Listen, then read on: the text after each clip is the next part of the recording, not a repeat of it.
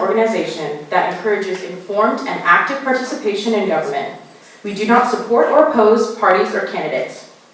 The advocacy arm of the League may take positions on issues such as ballot measures.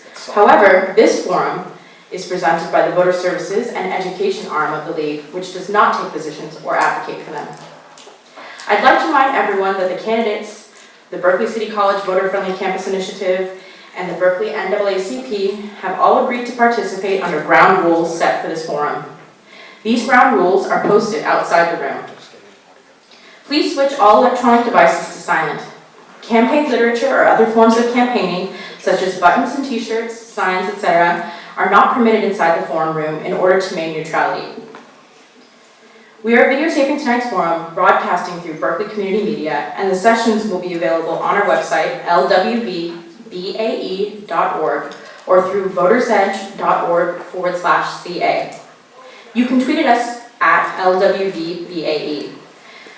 We ask that the audience hold their applause until the end so that we can hear all the candidates speak. We have one forum on the agenda tonight. There will be 8 candidates listed on your November ballot for this position. William 300 Barclay Caldera, Judy J. Hunt, Solomon Soley Alpert, David H. Buchanan, James Chang, Paula Laverde, and Maria Poblet. Oh, and John Solowski.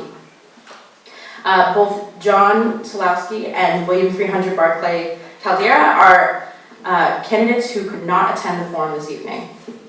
Thank you for those of you who are here with us tonight. So now let's go over a few ground rules. Each candidate has 1 minute for opening remarks. The order was determined by drawing lots. The timekeepers will signal candidates with color signs marked 1 minute, 30 seconds, 15 seconds, and stop. As audience members arrive, our volunteers provided cards for submitting written questions. The questions will be screened to avoid duplication and personal attacks. The order of answering the questions will be alternated, and each candidate will have 1 minute to respond to each question. Again, timekeepers will signal candidates. There will be no separate rebuttals. However, the candidates may choose to use some or all of their 1 minute to rebut the response given by another candidate. Following the questions, each candidate shall have 1.5 minutes for a closing statement. Now let's begin with our first candidate, Solly. Each candidate will be given an opening statement of 1 minute. You may start. Good evening. My name is Solly Albert, and I apologize I'm recovering from cold. I'm a little congested. I'm a senior at UC Berkeley, a legislative assistant to Councilmember Kate Harrison, and I am a candidate for Berkeley Rent Board. I'm a member of the Community Power Slate for Berkeley Rent Board, which is composed of John Solowski, Paolo Laverde, James Chang, Maria Poblet, and myself. John, I'm sorry you couldn't be here tonight. His mother is falling ill. And one of the reasons I'm running is because approximately half of all the tenants in Berkeley are students, especially students at UC Berkeley and also here at Berkeley City College. But currently no member of the Berkeley Rent Board is a student or a student representative. And so I'm running to make sure that those voices are heard and also to make sure that the needs and values of students are heard on the Rent Board. I'm also running as advocating for Berkeley's tenants and to ensure that Berkeley's tenant protection ordinance and rent control remain strong and stable going forward. Thank you. Thank you, James. Thank you, Solly, and thank you, Adina. Housing is a human right, and affordable rents keep our communities stable and diverse. My name is James Chang, and I'm running on the Community Power Slate. Thank you to the League of Women Voters, and thank you to Berkeleyans for giving me the opportunity to serve. Without your love and support, I would not be here today. I'm seeking re-election to continue amplifying the people's voice. As chair of the Outreach Committee, I help expand our resources not just online, but also putting our staffs on the front line to help people. As a senior member of the Eviction Section 8 Committee, I fought and won more legal funding services for both tenants and property owners. On the Budget and Personnel Committee, I established a reserve fund, and for the first time in 3 years, we did not raise fees to cover operational costs. As an openly LGBT API American, I believe in the same compassionate, progressive politics that supported me. I look forward to the forum today, and I look forward to answering some of your questions. Thank you. Thank you. Maria? My name is Maria Poblet. I'm a community organizer, a Latina mom, and I'm running for Rent Board because I believe housing is a human right. I dropped my 3-year-old at preschool this morning where he got to see his friends who are African American, Latino, Asian, multiracial, and the range of genders that humanity represents. This is the Berkeley that's at risk with the affordability crisis. The only reason I'm able to raise my kid in this town with the awesome public resources like parks and schools that serve our community is that the generation that came before me built the land trust that I live in. And they created the affordable housing defense that is rent control, that keeps rents lower and keeps diversity in our town. I want to pay it forward so that the next generation has access to this wonderful town. And that's why I'm running for rent board on the community power slate. Thank you. David? Hi, I'm Dave Buchanan. I'm running for the rent board.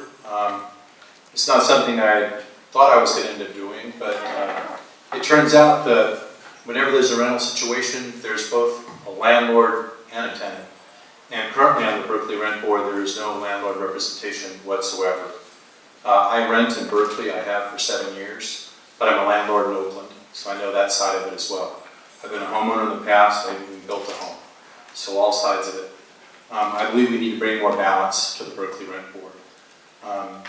We have a set of rules, and then there's policies and how they're implemented, and I think landlords today are afraid to come before the board and see it as highly biased. So most rent boards designate half the seats for landlords, half the seats for tenants, sometimes a tiebreaker seat. But in Berkeley, we're all tenant. So I'd like to change that. Thank you, Dave. Paula? Thank you, everyone. My name is Paula LOWV, and I'm presently the vice chair of the rent board, and I'm a member of the community power slate. Right now, Berkeley, the Bay Area, and beyond is facing an affordability crisis. According to the Berkeley's Haas Institute for a Fair and Inclusive Society, a majority of California renters pay more than a third of their income on housing. And as we all know, the rent is too damn high. My goal as a rent board commissioner is to make sure Berkeley's rent stabilization ordinance is upheld, expand rent control so that more tenants are protected, and ensure that all tenants and landlords know their rights and responsibilities. My accomplishments as a rent board commissioner include creating the Tip of the Month program, a social media campaign for improving outreach to both tenants and landlords, and updating Berkeley's municipal code to expand protections to tenants with mobility issues. Housing is a human right. The rental housing industry provides a much needed service, and just like the utilities, this industry needs to be regulated. Thank you. Thank you. Judy? Good evening. I'm Judy J. Hunt, and my family has been in Berkeley for over 60 years. I was born in Alameda and raised in Berkeley and Albany. I'm running for the rent board to represent older adults, tenants, and property owners. The reason being, most of our property owners in Berkeley are small property owners, older adults, and particularly women. I'm running to represent their voices on the rent board, as well as to provide some balance and insight into the nuances that they face. I'd like to also share with you that I am the people's choice. People who have endorsed me are tenants, property owners, landlords, and public officials. And one disclaimer I'd like to make, no tenant who has endorsed me has ever lived or currently resides in any property that my family owns. Thank you. So for our first question this evening, I thought it was really important that we talk about what the rent board is, because I think that a lot of folks don't understand what the responsibilities are for rent board candidates, and I'd like to use this as an opportunity to help inform the public. So starting with James, if you could please tell us, what is the rent board responsible for? Thank you. Sure, thank you so much for your question. So first and foremost, the rent board directly oversees the rent control units that is currently in the city of Berkeley. The rent ordinance was actually a voter-approved ordinance in which it established the rent board that is an elected body. So actually the elected body directly reflects the voters' will in terms of who they want to represent on the Berkeley Rent Board. In regards to what the Rent Board does, there's two parts. The first part is, of course, a judicial body that oversees, different types of cases that comes up before us, some of which could be very sensitive and some of them could be very real. The bottom line is that the Berkeley Rent Board, as judicial bodies, we have to stay impartial, and we do favor property owners and tenants generally equally in regards to how we rule. The final part is to make sure that we oversee the administrative side, in which such as hiring the executive director and holding him or her accountable in regards to how the rent board is ran. Thank you. Thank you, James. Moving on to Maria.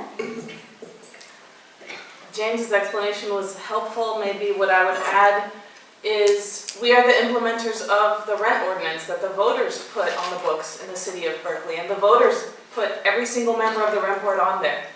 And I have been the chair of the Eviction and Section 8 Committee, and part of our work is to ensure implementation of our strong laws, because a strong law is just a piece of paper unless there's the political will to follow through and see if a landlord claims that he's moving into a unit, that he or she did in fact move into that unit, and if they didn't, that the law is followed. This prevents people from gaming the system and hurting the most vulnerable in our communities who depend on rent-controlled housing to stay in our city. Thank you. David? I think that's a pretty clear explanation of the rent board. Rent board does have a lot of discretion.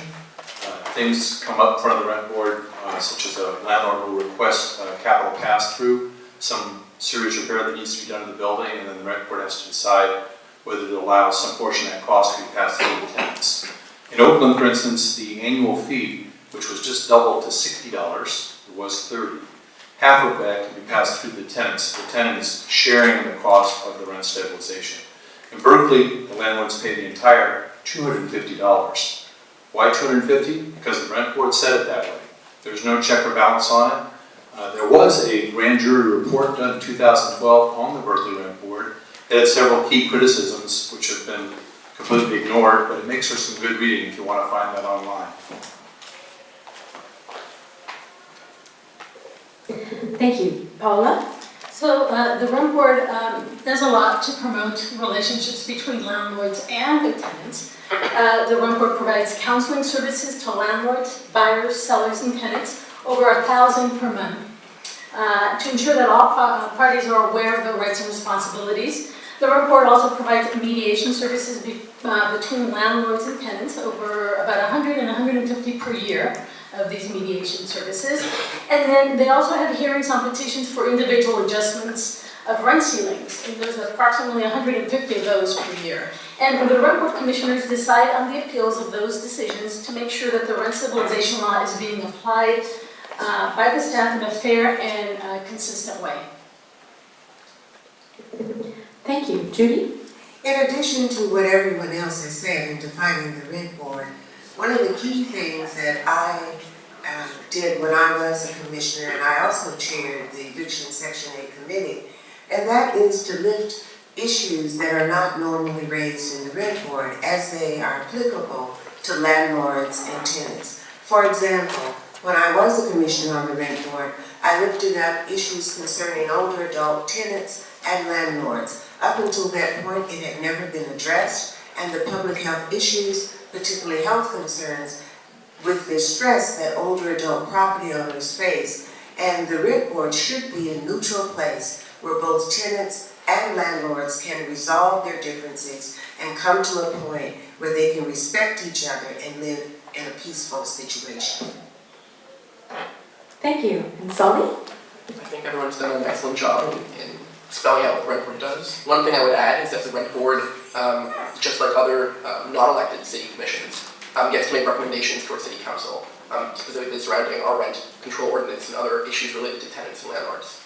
And the rent board, I think, has done a very effective job working with council to help craft policy and updates to our rent control ordinance, especially with the possibility of the repeal of Class 2 Hawkins coming down the pipeline. The tenants, the rent board and the Berkeley City Council have been working together to address what that means for Berkeley and prepare for that possible future. Great. Thank you all so much. Another sort of softball question, because I think it's important that we make sure that the public knows about what the rent board does. And also, I think what's very important is, what do you plan to do? I know that some of you are already on the rent board, but if you could please tell us what you plan to do in your next term, if you are re-elected or if you are elected for the first time. And the question will start with Maria. I should clarify, I am an interim appointed commissioner. I hope to win your vote and be elected and continue the work that I've been doing to build community-based solutions to the affordability crisis. As a community organizer, I know that together we can do what by ourselves we can't do. And coming together, we can solve some of the big complicated problems like gentrification and displacement, like the challenges that small landlords face because they don't have the advantages that the large corporations that own the majority of our housing have. And for my agenda, I have 3 key components. One is affordability, implementing and expanding the legal protections that keep people from being pushed out and priced out of our city. The Prop 10 implementation, I hope to help pass the Affordable Housing Act that will expand and return our democratic rights to implement rent control in our cities, and to really address these issues from the perspective of racial equity, to take note when communities are impacted differently and to address that problem. Thank you. Dave? I'd like to bring a landlord perspective to the rent board. Today, for instance, the rent board uses $50,000 a year out of its $5 million budget to hire a lobbyist in Sacramento to lobby for tenants' issues. What about landlord issues? I mean, when do we get equal say? There's also money provided for free legal defense for any tenant who wants to take legal action with their landlord. Small landlords have nowhere to turn for their defense. So I'd just like to ask the questions and see if we can get some perspective and some balance on this. Because today, the landlords are afraid of the rent board. It's, I think, well illustrated by the recent move by the City Council to try and keep ADUs free from any future rent control. Because they know all the homeowners certainly don't want the rent board in their backyard. Thank you. Paula? Yes, thank you. So my immediate goal, if I'm fortunate enough to be reelected, is to make sure that the 10-year survey that the rent board does every 10 years of tenant issues and is done expediently and correctly. The last survey that was done was back in 2009. Hopefully we'll be able to do it again for 2019. I also am looking to see and try to create a tenant mechanism to ensure that the housing relocation ordinance can be started by tenants. Right now, tenants have no way of actually getting the relocation ordinance to start. It's only being applied by the city or by landlords. I would also like to say that right now, property owners all over the state of California and in Berkeley do have a lot of rights. Thank you. Proposition, the cost of rental housing law does allow property owners a lot of benefits. Thank you. Thank you. Judy? I hope the voters will help restore balance to the rent board and have property owners who does represent and is a small property owner. If re-elected, I will raise issues that affect seniors, as I said previously, and I will also call for transparency and accountability of the agency. The agency has been in existence for 40 years and has not had transparency and accountability in the form of an annual report. And I would also establish a fund for legal assistance for seniors and continue to lift up the issues with all of their nuances and complexities that affect people of color, particularly small landlords of African American, Latino, and Asian, because they are suffering in silence regarding harassment, threats, and intimidation of tenants. Thank you. Solly? Yeah, so one of the things that I want to do if I were to be elected to the rent board is really focus on making sure that our students are aware of their rights, responsibilities, and the resources available to them as tenants. As I said before, students make almost half of all the tenants in Berkeley. And for many of them, they're entering the rental market for the first time. When they come, they've moved here from their family home, they're going to college, they lived in the units of the student housing, and now they're entering the rental market for the first time. And many of them, they come and ask me questions about what their rights and responsibilities are. And so I really want to work with the rent board in conjunction with spaces on campus where I think students aren't being reached. So for example, in the dorms, in the co-ops, in the fraternities and sororities, where we know those students are shortly going to be entering the rental market, I want to make sure that before they enter the rental market, they're made aware of what they need to do to prepare themselves. Thank you. James? Thank you. There's three things I want to do. The first thing I want to do is increase legal protections. According to the Haas Institute latest report on rent control, we see that African Americans make up 6.5% of California population, but we also see that 27% experience homelessness. And what we also see is that of the 67%, 2/3 are African American are renter. And I say this because my goal as rent board commissioner is to protect Berkeley tenants and property owners who otherwise would not be able to afford legal services and increase those legal aid and funding access to them. The second one is of course statewide advocacy on homes. Lobbying state representative for statewide both rental and housing policies, and of course being able to build coalition and make sure that we create legislation through the legislative process and not have to force the voters' hand in making those decisions. Thank you, James. Now, I have the first question from the audience.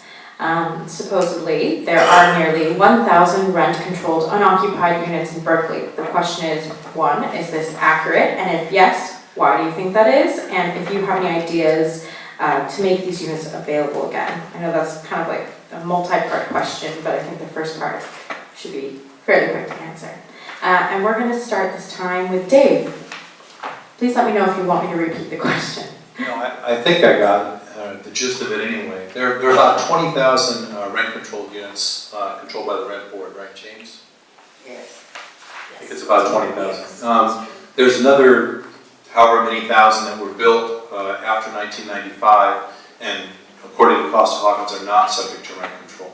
So private rent control units, 30,000, something like that overall. If there's 1,000 that are vacant right now, that's 3%.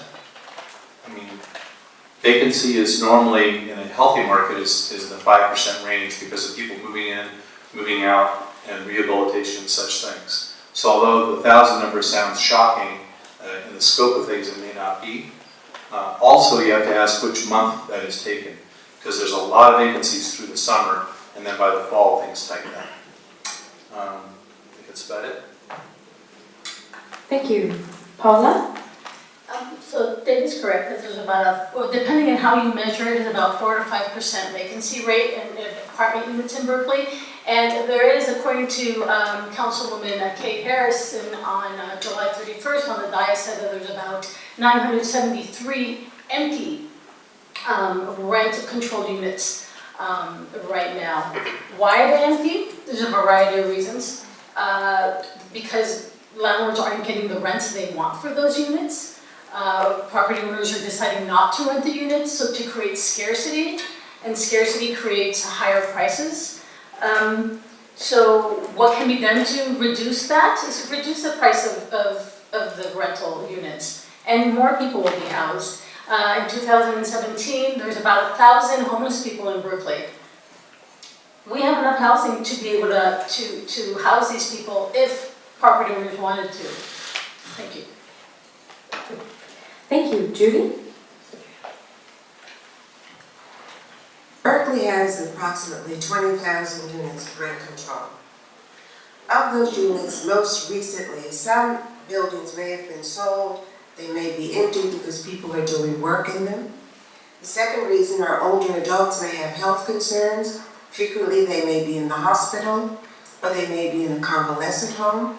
The third reason may be a property may be in a legal situation, going through the court system. And lastly, elder, particularly females, 56% of our population are older adult females. And older adult females are very afraid to rent, particularly to younger people, out of fear of the harassment and threats, because we have seen and I have heard a number of elder women say that tenants have shared with them, if you don't do what I tell you to do, I will report you to the Red Board. A lot of it has to do with fear. Thank you, Judy. Solly?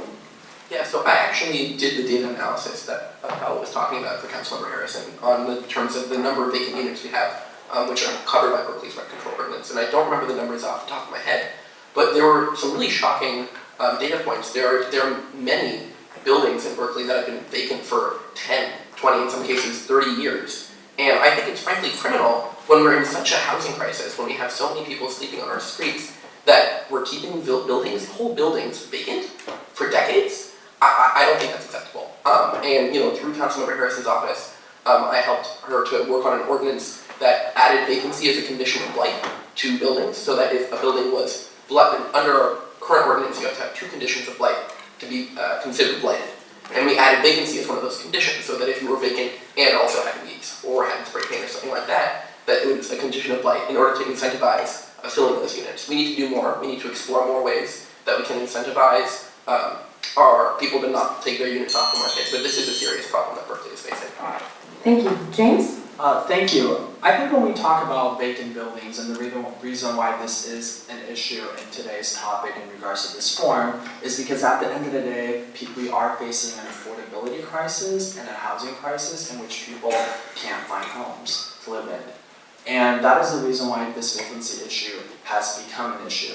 And in regards to ways that we can solve it, I'm a big believer in not just dealing with vacant properties based on homes, but also vacant commercial properties. I do believe that it is important for us not to have plight in our community, especially when in reality there's so many businesses, storefronts that are empty, and especially because there's so many empty homes in which people could use a home. The final thing I do want to say is that on the rent board, I've not only advocated to make sure that homes are filled, but I've also advocated for tenants to be able to have more autonomy to able to find ways in which they could also use their rental units to help them survive in the area. So thank you.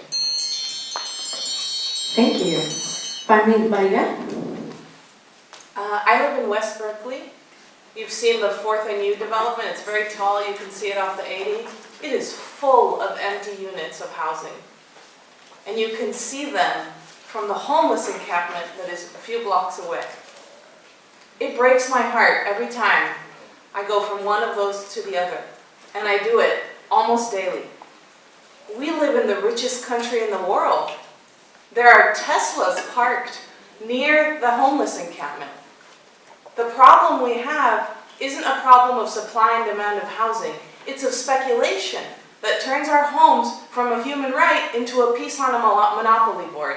And if you just keep it empty for longer, you're going to make more money. That might work for one person in one instance, but it's going to hurt our entire communities. And it's hitting communities of color, women of color first and worst, but it's going to impact all of us. And we need to solve the problem of vacant units by building the political will to make housing a human right. Thank you. For this next question we'll start with Paula. And it is, what do you think is the impact of state-level legislation regarding local zoning, AB 2923 specifically, on renters? Is that the upside? Is that the, Yes. Is that the upside? Thank you. So what do you think is the impact of state-level legislation regarding local zoning?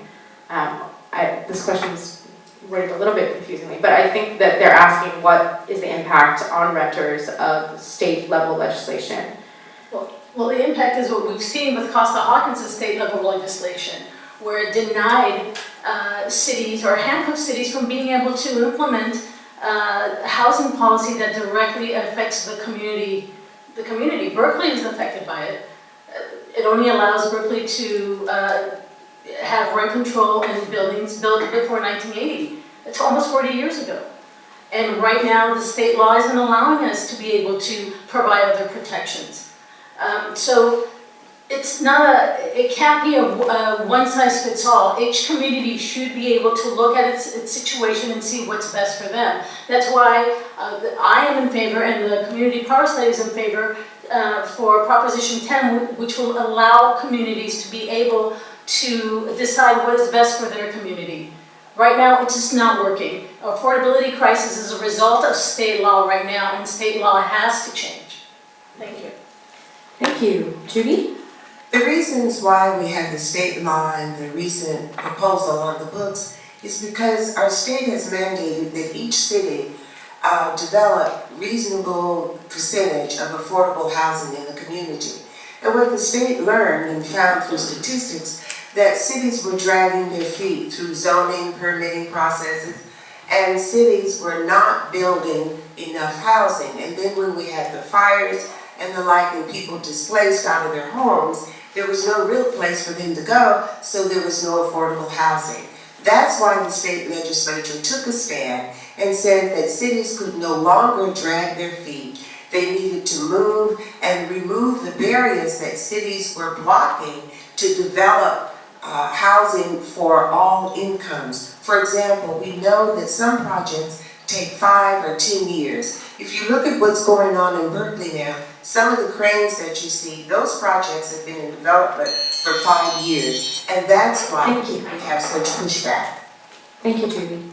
So actually, on that subject, another bit of analysis I did for Councilmember Harrison was analyzing Berkeley's progress towards its RHNA goals. And so RHNA stands for Regional Housing Needs Assessment, which is that very same thing that Judy was describing about the allocation of the housing need that is assigned to Berkeley.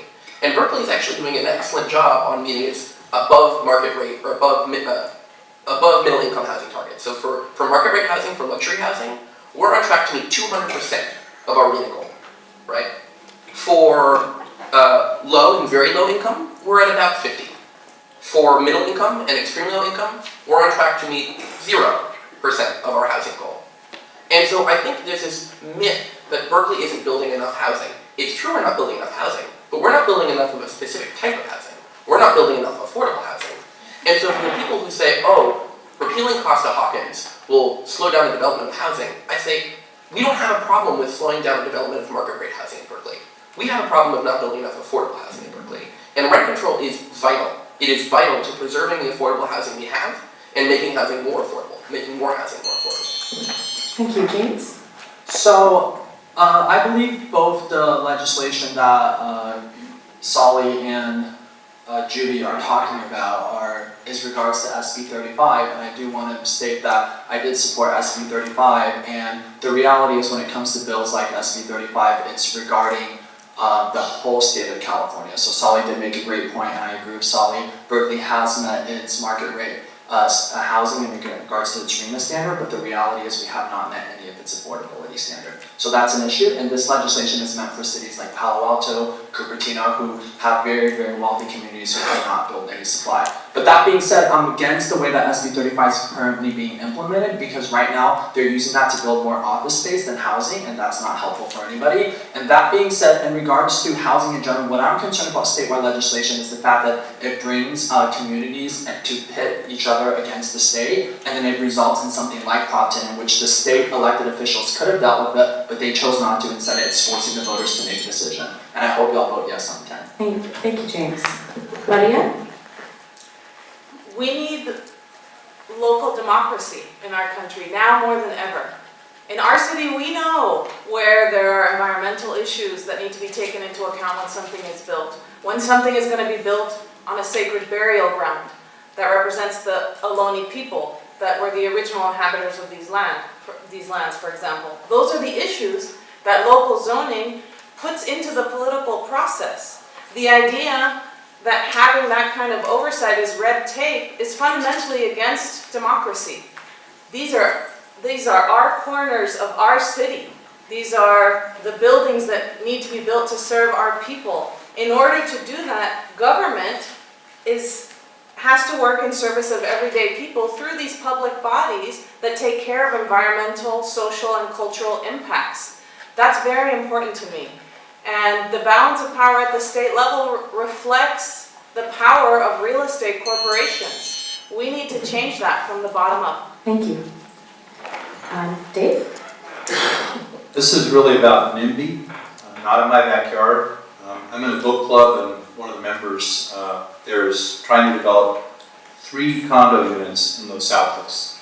He's been at it for 2 years. And he tells me, he says, you can never count on local governments to do the right thing. for the greater good. They're going to have to respond to local pressures. I think the state initiative that's being referred to here basically says if you've got a corridor that is well served by transit, you have to upzone it to allow more density. It's basically what we're seeing happen around BART stations. In Oakland, you can certainly see it by the McCarthy station. If you got to put housing somewhere, it's probably the place to put it. Less pollution, less traffic. A lot of other problems besides just the housing in the area have to be rolled into this discussion as well. So SB 35 and such things are going to be quite contentious. Here in Berkeley, you look at the North Berkeley BART station, and that's going to be a real discussion, and that's going to be tough to find the right balance there. Thank between you. trying to increase housing and preserving the neighborhood. Thank you, Dave. For our next question, we'll start with Judy. Do you think the rent board has any role to play in helping to get the homeless population housed, and what would you propose?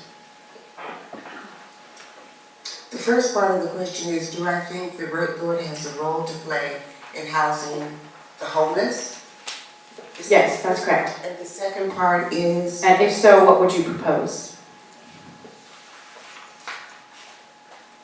I think the rent board has a role to play in housing the homeless, and that would be working in coalition rather than alienation, particularly with landlords. I think if the rent board were to work with landlords closely, we could look at, one, what are the resources available, and two, we also have to recognize that housing the homeless is a complex issue. It's not just housing the homeless, it's also looking at the supportive services, particularly mental health, substance abuse, helping with daily activities of living, supervision, property maintenance. All of those are issues that one has to be concerned about, not just putting them in a place to stay. Thank you. Thank you, Judy. Sol? I would say that absolutely yes, the Berkeley Rent Board has a vital role in dealing with our homelessness crisis because, as we know, the majority of people who are homeless, I believe it's above two-thirds, of people who are homeless in Alameda County were previously housed in Alameda County before they were either evicted or could no longer afford the rent. And so what we know is that the homelessness crisis is deeply related to our crisis of housing affordability. And one of the most important tools we have to address housing affordability is rent control. And so the Berkeley Rent Board needs to absolutely make sure that people are not displaced from their homes in Berkeley, because what we know is that people who are displaced frequently become homeless. So I think, yes, the Berkeley Rent Board is not a legislative body per se. We don't have unlimited purview like the City Council has, but that we do need to work with the City Council to make sure that as many residents as we have in Berkeley, we have about 1,000 homeless residents in Berkeley, we know we can house them, and we need to do more to address that. Thank you, James. Thank you. So housing is a human right. Affordable rents keep our communities stable and diverse. And I'm saying that because, like Solly said, we know that currently people who are homeless in Alameda County are overwhelmingly people who had homes in Alameda County. And we also know that the new face of homelessness isn't the homelessness that you see on the streets, it's the invisible homelessness that you see pull into parking lots at night with their kids who are generally single parents. And in regards to what the role that the rent board should play, it's of course the rent board should continue to uphold its rental ordinance along with issues such as just cause. We have to make sure that people are not unfairly being displaced. And the most important thing is that at the end of the day, people need to recognize that having a roof over their head is the first step to prevent homelessness, and it's the first step to prevent distress. And we've seen places like Salt Lake City where we know that housing people and housing first is the best way to make sure people are not homeless. Thank you, James. Maria? I agree that the rent board has a responsibility, like all of us do in this town, to take care of each other and to take care of those of us who are the worst off.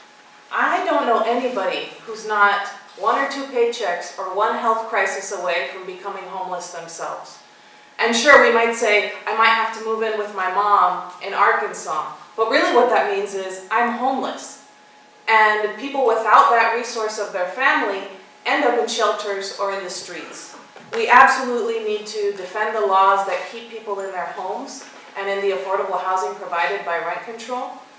And we need to work with community members and other government bodies that are trying to make sure that our communities are served, all of our communities, homeless families included, and especially because when we all do better, we all do better. Nobody wants to see homeless people in the street. You know who doesn't want to see homeless people in the street the most? Homeless people. Thank you. Dave? We definitely have a housing crisis in California. A study that I read talks about from 1980 to 2010, if we were to build the right number of housing units to keep pace with the demand in California, so that our home prices only went up at the national average, we should have built another 400,000 units in Alameda County. That's just in the county in the last 30 years. So we're way behind that. And so basically what we've got here is a game of musical chairs. We got some of the chairs now painted with rent control, and the people who are sitting in them don't want to leave. That's a great situation. But we've got more people coming in the room, and the only way to really fix this is to build our way out of it. We have to have more units. I'm astonished when I hear things that people say that imply that people can build a building of 100 condos and say, these are $4,000 a month condos. Well, they're not. They're just condos, and you put them on the market. If you're going to rent them, you'll see what they rent for. And if a whole bunch of other condos come on the market at the same time, they ain't going to be $4,000. Thank you. Paula? So the homeless problem we're experiencing is directly as a result of the affordability crisis. The rent board can help stabilize the homelessness by making sure that the ordinance is followed. Right now, there are 16, according to the Haas Institute, opening the report on rent control, says there are 16,000 individuals between 2016 and 2017 alone, more who have become homeless. So the increase in homelessness is growing exponentially because people cannot afford to stay in their homes. So rent control and the rent board can provide some protection and stability because people's rents are not going to go up. We want to work with property owners to make sure that they do get a fair return on their investment and making sure that people can stay in their homes. We don't want people ending up in the street. Thank you. Thank you. For our next question, what is the price gap between rent-controlled units and comparable market rate units? And how do we close that gap? Well, we repeal cost of Hawkins. I'm not sure exactly what the gap is. I know that prices in Berkeley have been going up at a frankly unprecedented rate. We've had new doublings of rent in the past. I think it's like less than 10 years. And the main problem is that because of cost of Hawkins, one of the things that cost of Hawkins does, for those who aren't familiar, is it bans rent control on what they call new development. Right? But in Berkeley, new development is in 1980. I was born in 1997. Right? There are buildings that are considered new construction that were constructed decades before I was born, which is ridiculous. So one of the things we need to do to make sure that this new construction, newer construction, is kind of joining our rent-controlled units at an affordable rate is to repeal cost of Hawkins, to pass Prop 10, and make sure that construction is coming under rent control in Berkeley. Thank you, James. Thank you, and I do agree with Solly, and I definitely agree with the repeal of cost of Hawkins, and I support yes on Prop 10. But to answer your question, the first answer is I live in a market rate rent controlled unit, which means that I live in a rent controlled unit which recently came into market, and I rented it as a newly on market rent controlled unit. And what I can tell you is in my building, rents range from $1,000 to $2,800 depending on where you fall. But I don't really like that question because I feel like it really pits people against each other. The bottom line is that as someone who lives in a rent control unit, yes, I'm paying market rate, but I know for a fact that my rent is not going to go up astronomically and that at least my rent for now is stable. And the final thing I will say is just like how I would never attack someone for being a luxury homeowner, I would never, we shouldn't be attacking each other for living in rental units as well. Thank you. Maria? I'm a strong supporter of the Affordable Housing Act because it will provide the protections that people need to stay in their homes. These are the protections that allow us to have stable, healthy lives and stable, healthy communities, which all of us need in order to thrive regardless of our income level, regardless of our source of income, whether we're in a rent-controlled unit, a unit we own, a market rate unit, or a community land trust like the one I live in. Our community is made up of all of these people. And our community created some of the strongest rent control laws in the country. And that's something that makes me feel proud. I'm not saying it's perfect, but I do think that if we control the market in order to protect our community, we're doing the right thing. And I think that if we pretend that regulating the market is something that's going to hurt people, we're not looking at the issue deeply enough. Market regulation is what helps us have breathable air and drinkable water, and it can keep people in their homes. Thank you. Dave? The delta between market rate and rent control can vary widely depending on how long someone's been sitting in a rent control unit, because the rent increases as mandated by the rent board are very small. Now, if you look at the most recent study, economists are kind of 99% in unanimity about the effects of rent control.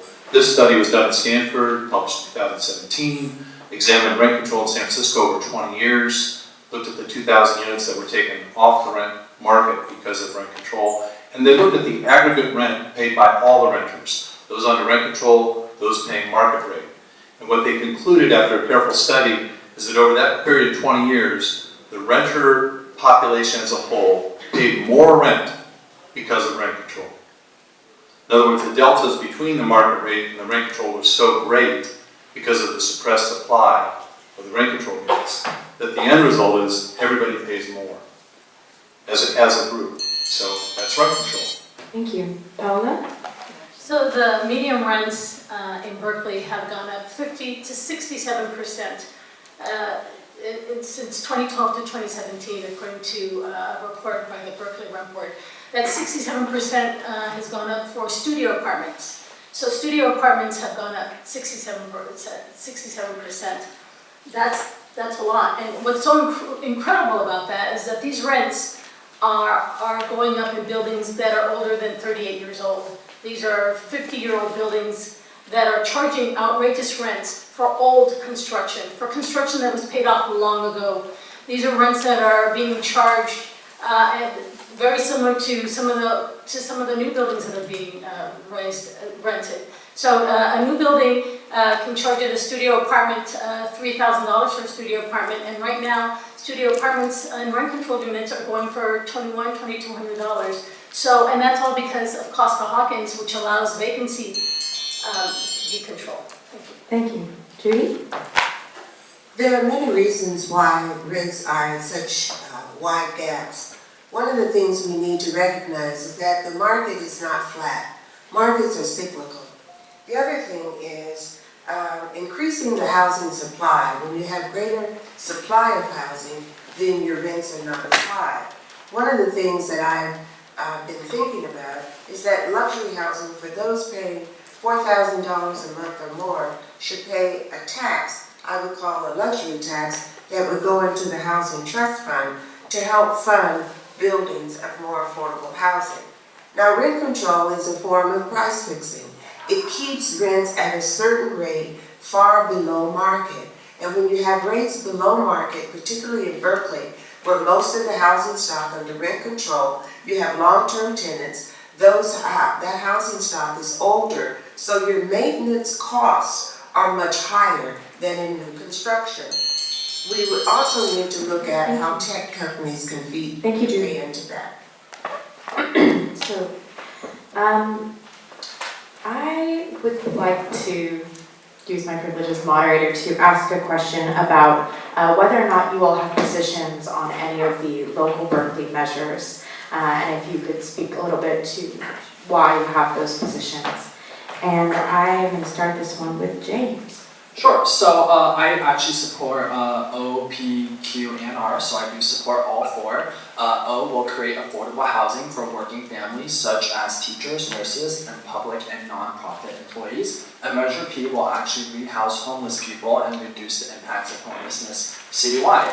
In regards to Measure Q, while it is contentious in regards to revisiting what is our rent control ordinance, especially in the face of possibly with the passage of Proposition 10, which I support as well, I think it is important because we have gone through a community process and we have gone through a city council process and a rec board process, and coming out of that, I think it's important that we, have some unity in this issue. And of course, I do believe in Vision 2050 because I do believe that Berkeley should move forward. While I would love to have been one of the drafters of Vision 2050, at the end of the day, I still believe in supporting a vision that will at least move Berkeley forward, both on the economic and also on the environmental side.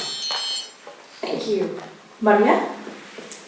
I also support O and P. The affordability crisis requires us to have municipal solutions because sometimes at the state level they won't come, and at the federal level they certainly aren't coming. The defunding of public housing has been intense and has impacted a lot of our families and residents of Berkeley, and rehousing homeless people, creating affordable housing will help to address that need in our community. I'm not a supporter of Q because of the loophole that it has. If Prop 10 isn't passed at the state level, it is just a blanket exemption of accessory dwelling units from rent control. I think we need more tenant protections, not less. I do support Vision 2050, and I appreciate that reasonable people can have different opinions about policy issues. I think what matters is that on the ballot are a lot of measures you can support that really address the housing crisis. Thank you. Dave? I guess in looking at the funding measures for affordable housing and so forth, it's important to keep in mind the numbers. A few hundred units here, a few hundred units there is not really going to move the dial. So I think we really need solutions that enable the market. I am definitely against Prop 10 because I want to see continued investment in rental housing. And if you look at, things from an investor standpoint, Prop 10 is going to undo Costa-Hawkins, which basically has been, Costa-Hawkins was passed originally with an exemption for new construction precisely because they wanted developers to continue to build rental housing. So Berkeley is playing with Prop Q, which may give a 20-year exemption. That'll be interesting to see whether that's the right point to keep developers interested or not. But Prop 10, it's going to affect a lot of people's lives and a lot of people's decisions on whether to keep property in rental. Thank you. So I'm very much in favor of measures O and P because it will help combat Berkeley's affordability crisis. Measure O raises money to create and preserve affordable housing, and the average Berkeley home is assessed at $423,000, so it's a projected cost of $97 a year. So it won't be too much of a burden on homeowners. Measure P raises money for homeless navigation centers and mental health and crisis services, and this money will be raised by taxing the top third of sales of residential and commercial properties. The community power slate hasn't taken a stand on Measure Q, and I'm lukewarm on Measure Q. The Rent Board proposed a 12 to 15 year exemption for new construction, and the Rent Board, the City Council voted on 20 years. So it gave 5 more years for renters to pay unlimited rent increases, and so I'm not happy by that. For that, I may vote for it, but I'll hold my nose. Thank you. Judy? I'm for Measure O to build more affordable housing.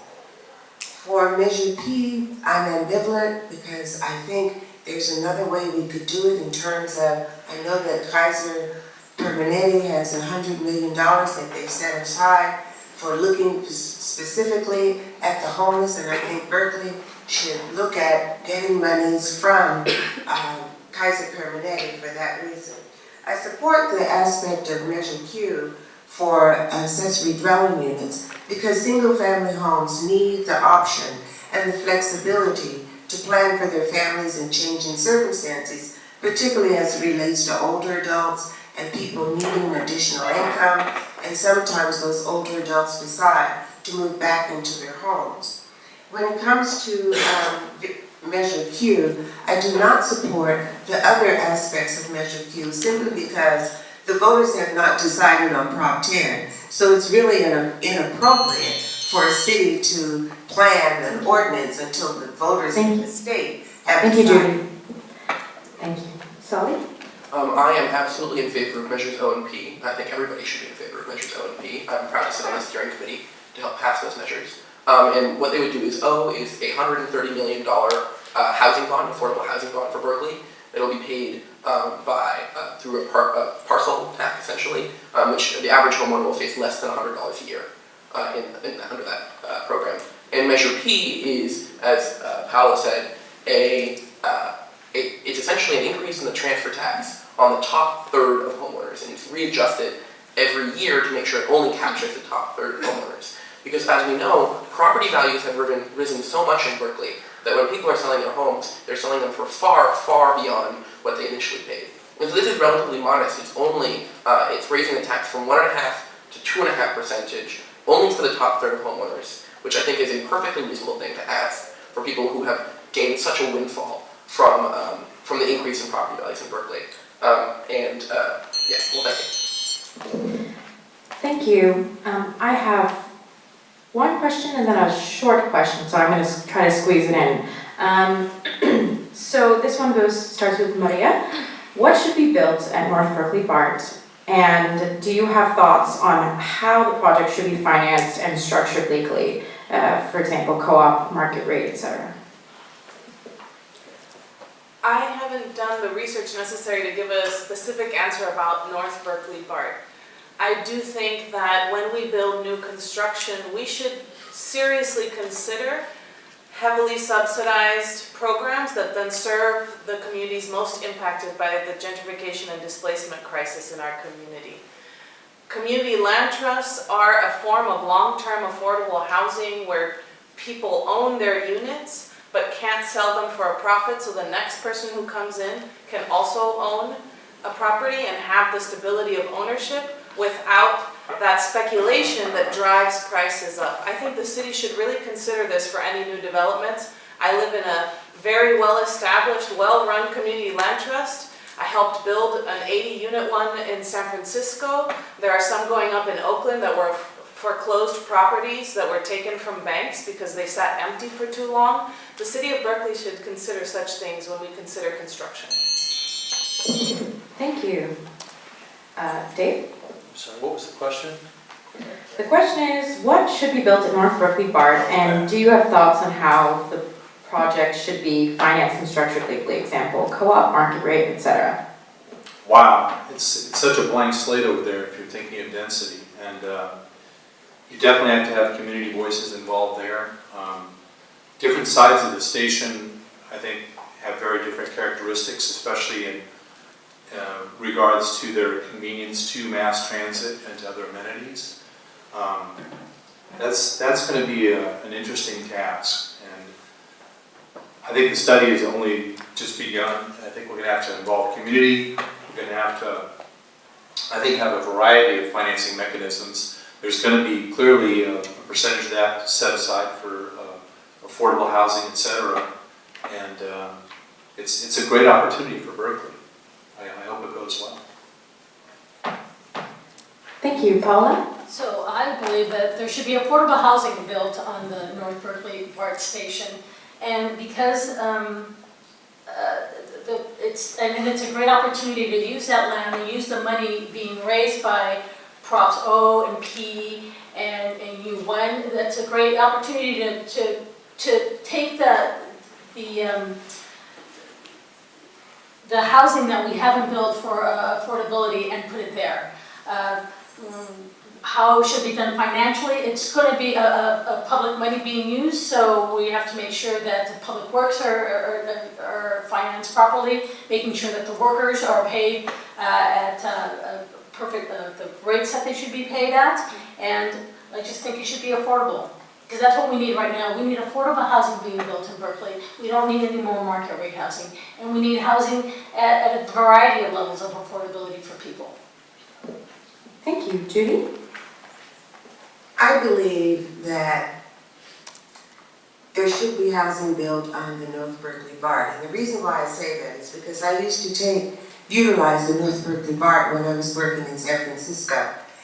And time again, we've learned that the workforce needs to be near transportation that's readily available, accessible to them, and affordable.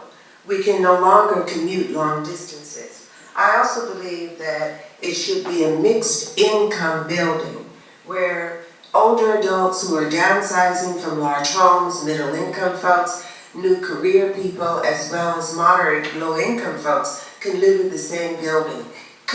Communities that have been successful in doing that have also had less opposition within the community because it brings the community together, and you have a mixture of intergenerational stimulation, which is very good for young people as well as older adults.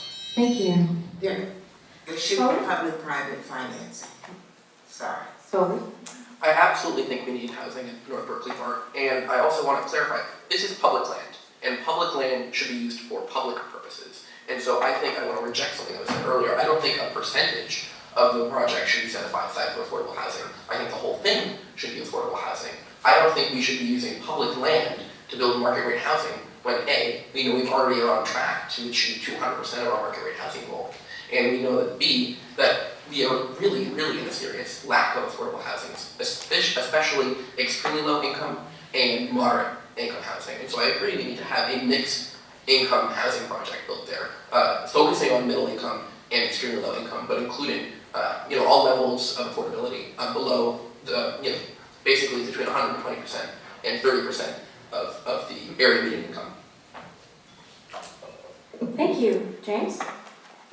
Absolutely. So when it comes to development, as someone who is a millennial, I definitely think about what is the development for my generation and for the future. So in regards to specifically what I would want to build and what I would like to see, I would like to see 8 stories, 12 stories, and even 20 stories, going from 25, 40 to 50% affordable housing. Now, in regards to development, while I respect a community process, I think it's very important that we do intentional development, and we do it in a way such as the way that the Fruit Grove Art Station has done their development, in which we have places in which we have a vibrant community such as Farmers Market, in which those buildings itself have social services on the bottom floor, and we should be providing services such as WIC there, and even a homeless navigation center. And then of course we should also have schools there. I mention all of this because we need to be bold in our vision for the future, and we need to not be afraid to deal with housing, but at the same time we need to not be afraid to develop for specific services such as homeless navigation services, and also such as places like WIC where people can get food.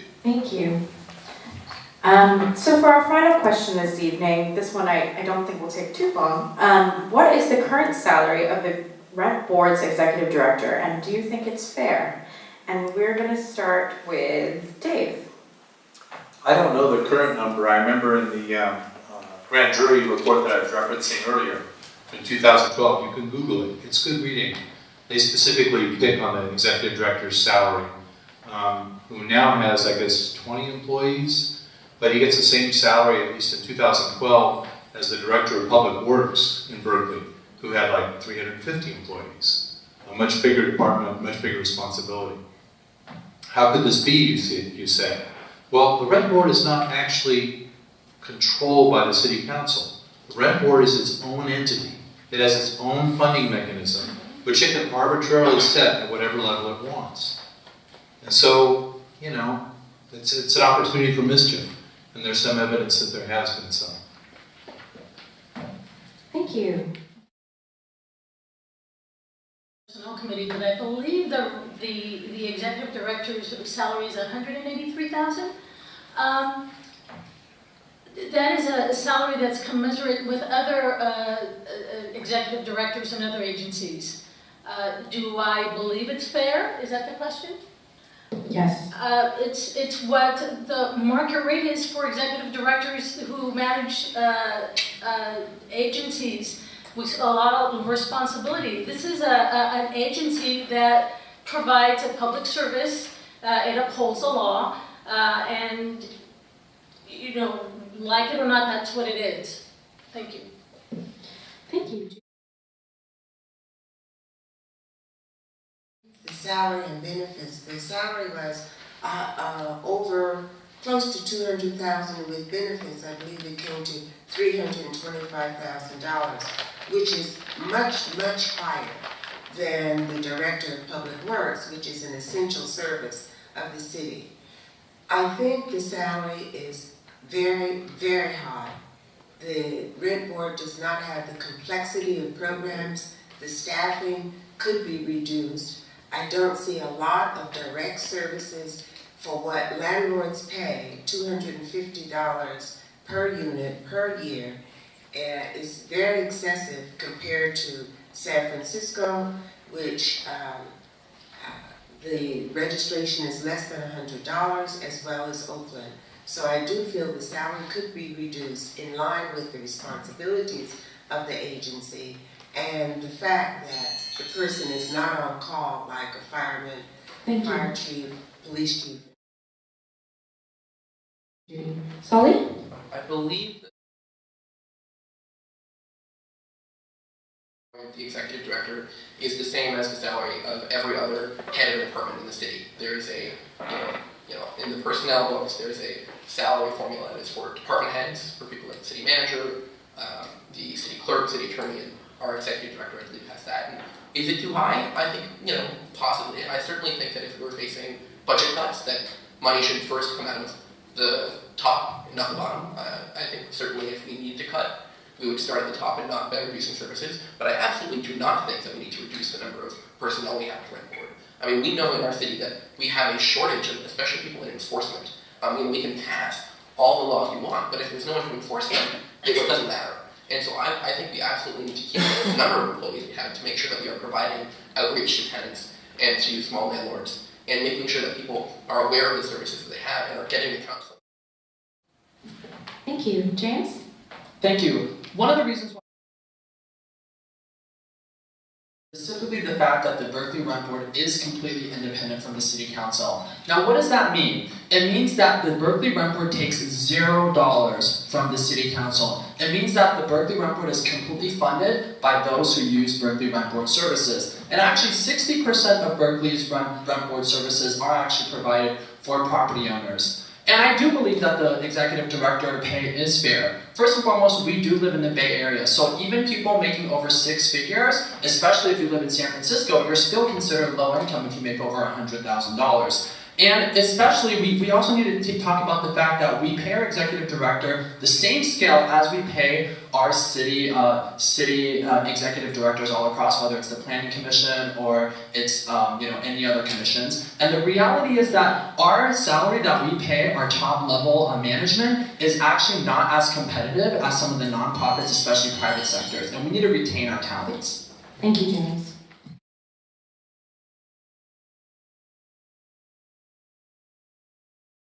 The executive director of the rent board is commensurate with the other department heads and based on a formula that the city uses. And so, in that sense, I think it is fair. I think that's how fairness is usually described, one way to determine the salary scale.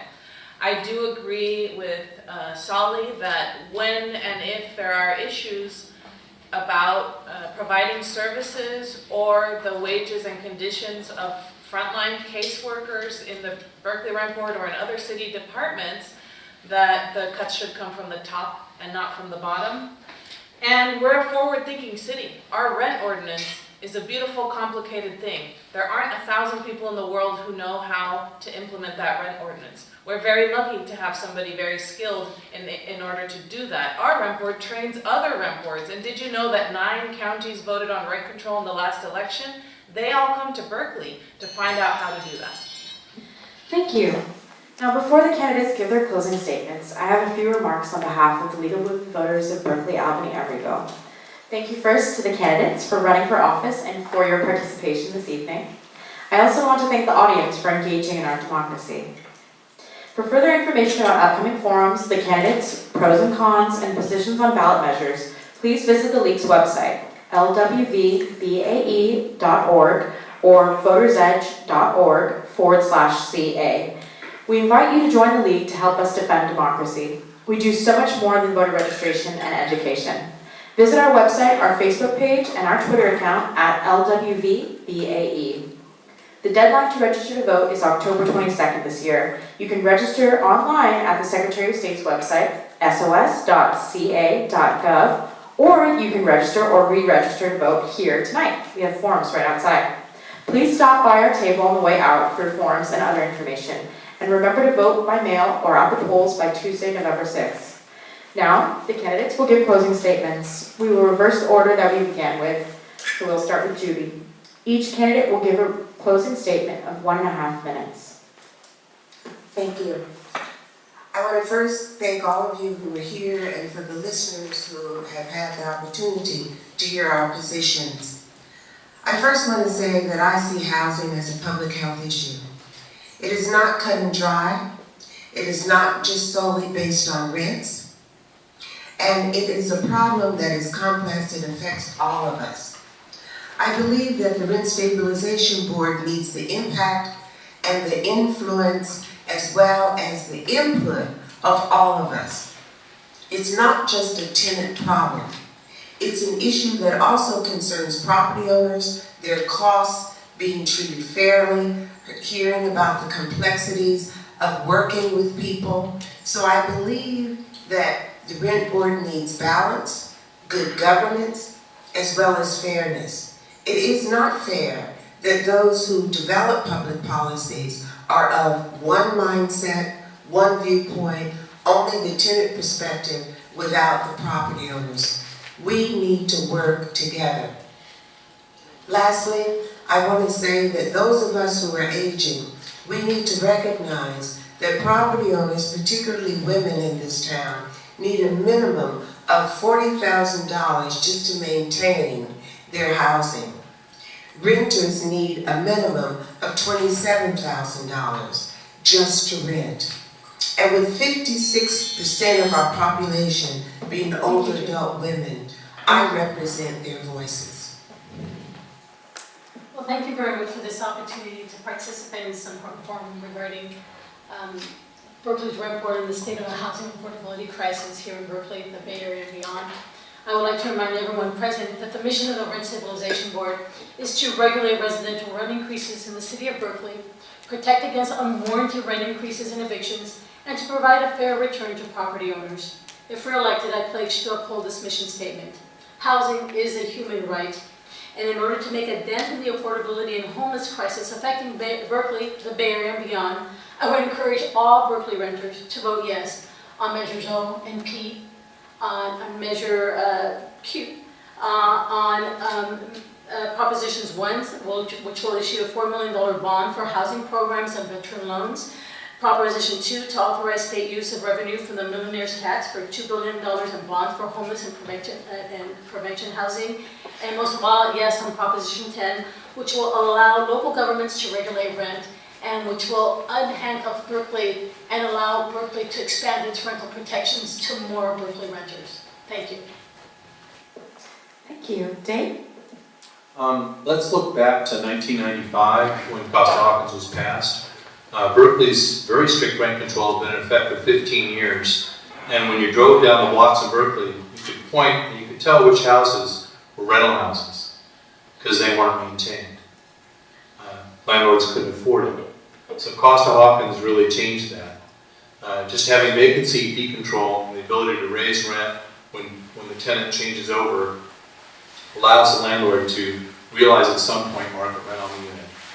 The whole idea of building publicly funded housing for large populations. I lived in Chicago for 4 years. I saw on the south side those 10 and 20-story buildings that met the wrecking ball about 2 decades later. It didn't work out. You really need a partnership and you need to enable the private sector. Because we get back to all these housing issues we have now, the hundreds of thousands of units that we're short in this area. And you can't fund all that with public money. You have to basically encourage the private sector. And what you don't want to do is to start tilting the playing field so that it's just considered, as a landlord, you look at it and say, this game is just so, set against me that I'm just going to take my chips and go home. I'm going to put my money somewhere else. There's another investment that's got to be better than this. And today we rely on people making those private investments. Let's not discourage them. Thank you. Maria?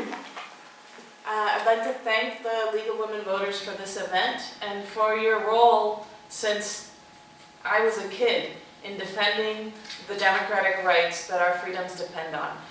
I really am grateful for the opportunity for dialogue and to expand our political imagination of what's possible. Our community is suffering an affordability crisis that can take away our right to dream if we let it. However, there are solutions that they come from the communities that are most impacted by gentrification and displacement. And with that community-based perspective, not an investor-based perspective, a community-based perspective, we can bring those solutions to scale. Berkeley's built on humanist values. I can't bear the idea of our beloved community being turned into a monopoly board, where our houses are just bought and sold to the highest bidder, and our friends and neighbors and family members get kicked out. No one person can bring about the scale of change that we need, and I'm not going to tell you that I will. We will together, shoulder to shoulder. Our country's in a crisis, and our cities need to stand up. And I hope that you will join me, whether or not you support me for Rep Board, in making Berkeley the beloved community we need it to be. Thank you. James? Thank you to the Berkeley voters, and thank you for your investment in me as a young person in public service. As a young person in the workforce, I understand that with the high cost of living and student debt, we have to give more and endure more to gain respect.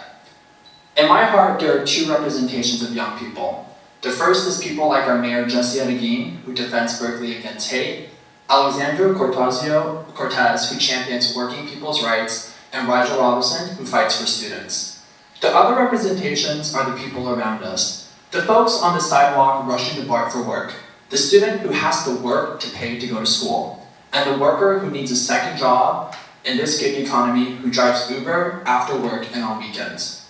In my heart, this is the most resilient generation trying to survive in this desperate economy. I trust that we all want the same thing: a home, access to food, and a future where we can thrive, not just survive. That is the reason why I'm running to be your Rep Board Commissioner. I will never forget. To the service worker who stands 8 hours a day who struggles to make their car payments, to the worker who pays high rents towards the end of the month who can't afford a cup of black coffee from their favorite coffee shop, to the folks who know that the future is only going to get more expensive but is still hopeful and works hard. You are the reason why I'm running, because I am you. Please vote for me, James Chang, and the Community Power Slate to be your Rep Board Commissioners. Thank you. Thank you. And finally, Sully? Thank you, first of all, to the League for putting on this event. Now more than ever, we need people protecting our democracy. And thank you to the audience for coming out and spending your evening engaging in a democratic process. Housing is a human right. And I want to echo what Maria said. Someone earlier today said that they didn't support Prop 10 because we need to look at things from an investor perspective. And I am entirely uninterested in basing our public policy on the interests of the wealthy and what will line their pockets further. For too long in our country, we have based our policy, we have allowed our policies to be driven by what benefits the wealthiest and by what will do the most for those who already have the most. This is what got us into this place in the first place, whether you're talking about the city of Berkeley, the state of California, or the federal government. I think we need to make sure that the people's voices are heard because the people are suffering, because for too long, the people have been ignored.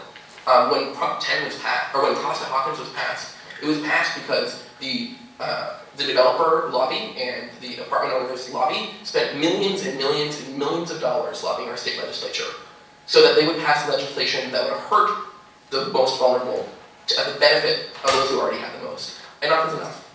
We need to protect the tenants of California, the majority of the population of California, which is tenants. We need to pass Propositions 1 and 2 for money for housing and homelessness services. We need to pass Prop 10 to bring about real rent control to the state of California, and we need to pass Berkeley Measures O and P to make sure that we at the local level are able to match those state funds and really protect our homeless population and our low-income population. Thank you. Thank you. Please join me in giving a round of applause to the candidates.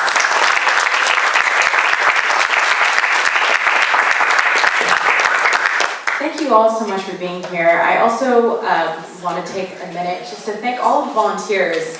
The League of Women Voters is a completely volunteer-run organization, so thank you so much to the volunteers who have put so much work into making this event happen. Don't forget to vote, and have a nice evening. Thank you.